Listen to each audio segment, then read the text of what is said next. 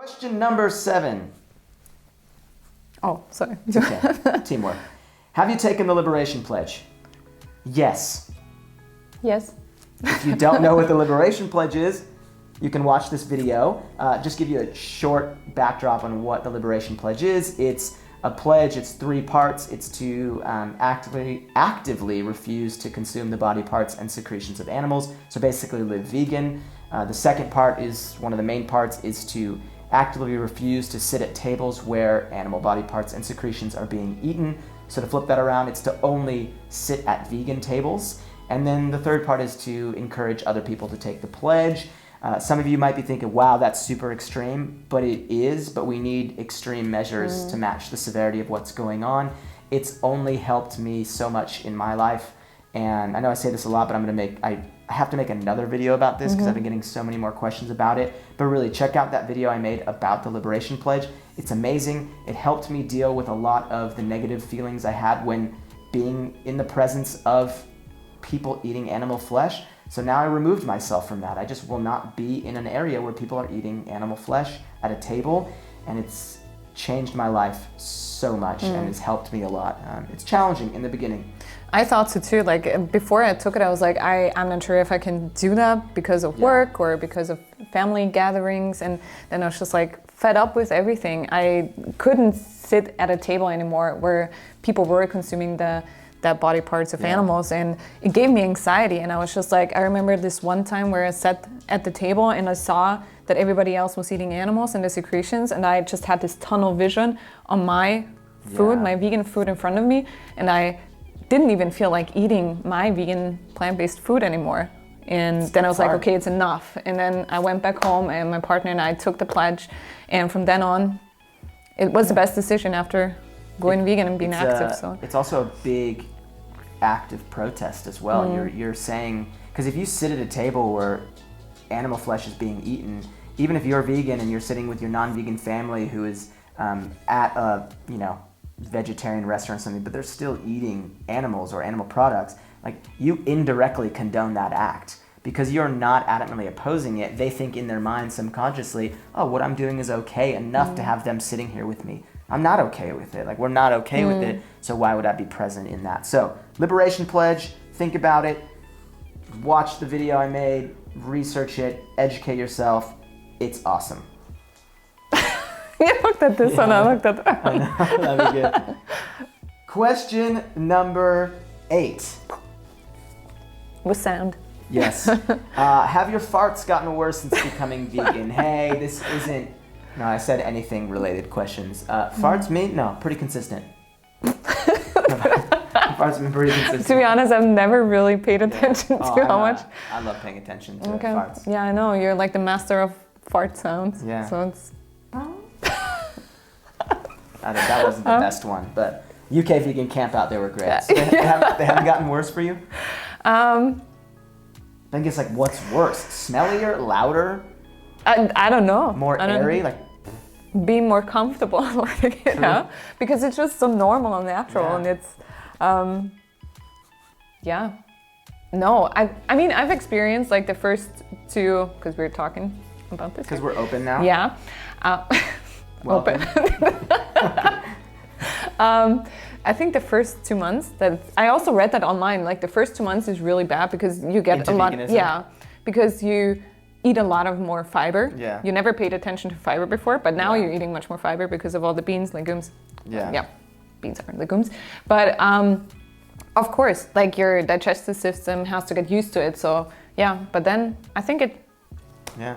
Let us know in the comments. Yeah, I mean... this is the most important question of the video. Have your farts gotten worse? Question number 9. Question number 9.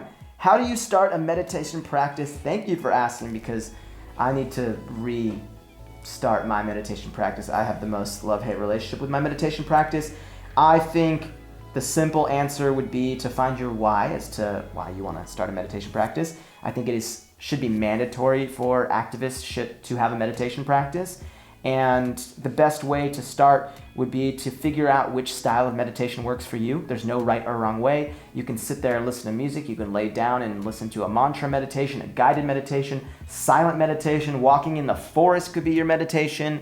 So I recommend, though, downloading an app called Insight, INSIGHT timer, and it has free guided meditations, a free actual timer that you can set your own length of meditation, and just start small. Start with 5 to 10 minutes a day and just do that consistently for a week.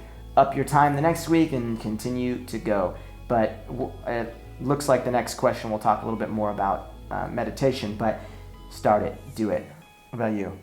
Yeah, I definitely need to get into meditation again. I did it very consistently, especially last year when we talked about infighting before, but when this whole infighting happened, and it helped me a lot because it just reduced my level of anxiety. And and I experienced like guided meditation was truly doing it for me. And it was not only once that I cried, because I was so overwhelmed with like just like focusing on myself and how I feel, and starting into the day, because I used to do it in the morning. So or reflecting even. I mean, you're not supposed to really think about anything. Hey. Yeah. Making yourself known Mailman. on this YouTube video. Mailman. This could take a while.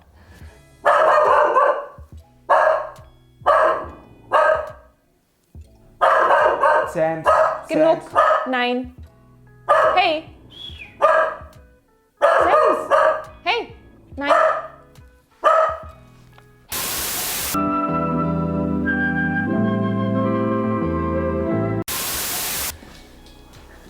Okay. We'll leave that cut in there. We'll get one bark and then we'll have an awkward cut back. Hey everyone. Hi. Welcome back. However this video was cut. Thank you, Sems, for your barking interruption. I believe we finished with that question about meditation practice. So meditate, everyone. It helps with everything, including when dogs uncontrollably bark, and stop your Can YouTube we meditate recording. afterwards? Yes. Question number 10. Woo. Do you think everyone would get value from doing a Vipassana meditation course? First, yes, I do. Second, what is a Vipassana meditation course? I'm sure a lot of you might be like, what is that? Here's a video, linking it here. But a Vipassana meditation course is a 10-day silent meditation retreat. They have centers all over the world. It is an intensive, deep, self-exploratory exploration. Exploratory? No, I don't think so. A deep self-exploration. An exploration of the self. Wow, I can't speak today. We're going to start over on that. Question. Oh, hello everyone. Hi. Welcome back from the Sem's bark interruption. Moment of attention. Yes, I think we finished the question on how do you start a meditation practice. Everyone should start one. It's great for when dogs uncontrollably bark and stop you from filming your YouTube video. Question number 10. Do you think everyone would get value from doing a Vipassana meditation course? Before I answer that question, I'm going to let you know what a Vipassana meditation course is. You can watch this video if you want a full in-depth thing of what Vipassana is, or I will give you a 20-second backstory. It is a intensive 10-day silent meditation retreat where you are meditating for, I think it's 11 hours a day for those 10 days. It is wild. You might be thinking, why would anyone in their right mind want to do that? Well, it is one of the deepest I've ever gone within myself. It is an exploration of the self, and it will help you understand why you suffer, what makes you suffer, and how to deal with the pain and suffering that's in this world, and how to have an outlook on life that allows you to see things as they are, equanimously, neutrally, objectively, I guess you could say. Very, very incredible course. I recommend it to everyone. So to answer that question, yes, I think everyone would get some value. 99.9% of people would get some value out of doing a Vipassana course. They are donation-based. They're in 100 and something centers around the world. I've done one in Mexico and in British Columbia and Canada. So yes, I recommend it to everyone. And then question number 11. Question number 11. We're getting there. Because this one's for you. Kerstin, are you thinking about doing a Vipassana course soon? I've been thinking about it. Okay, explain. Because the first time I heard about Vipassana was because of you. Yep. And Cool. I was like, 10 days. 100 hours? 100 hours, not Yeah. talking. This, 40-minute video before. Yeah.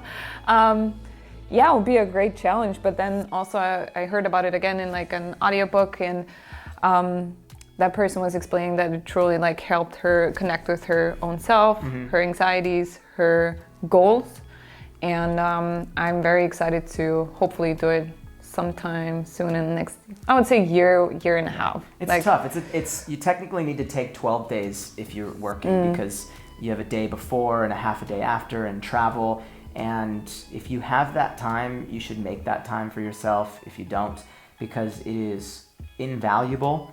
I've had 2 very different experiences, and I still need to make that after my second Vipassana video. I'll get there. Keep bugging me.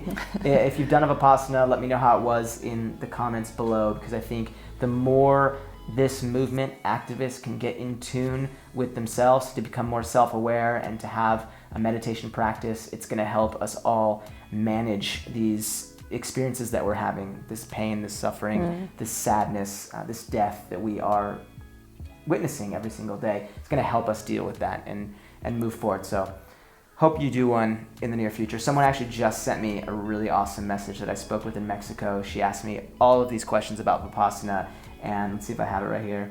I saved it. It said, where is it? I'm getting there, everyone. I have to...